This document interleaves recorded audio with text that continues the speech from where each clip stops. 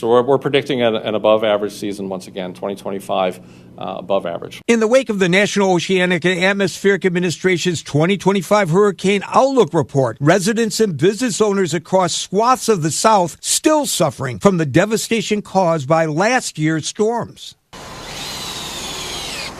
Hurricane Helene made landfall in Florida's Big Bend almost a year ago before inflicting some of the worst damage as it tore through mountain communities in western North Carolina. Intense winds and flooding caused roughly $60 billion in damage across the Tar Heel state and killed more than 100 people. About 30% of our total business community was just totally destroyed in the flood. Local officials in Chimney Rock Village hope to reopen their tourist-friendly downtown by Memorial Day. The damage was too severe. Anybody that's shot a gun or a bow and arrow knows you don't always hit the target. Still, signs of ongoing recovery persist. We've been here for almost 30 years.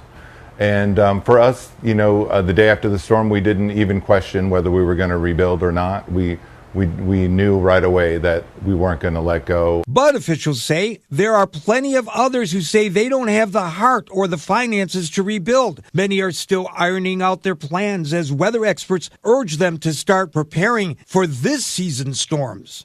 These businesses lost everything. They lost their building, their land. This year's Atlantic hurricane season kicks off June the 1st. Gary Baumgarten, Fox News.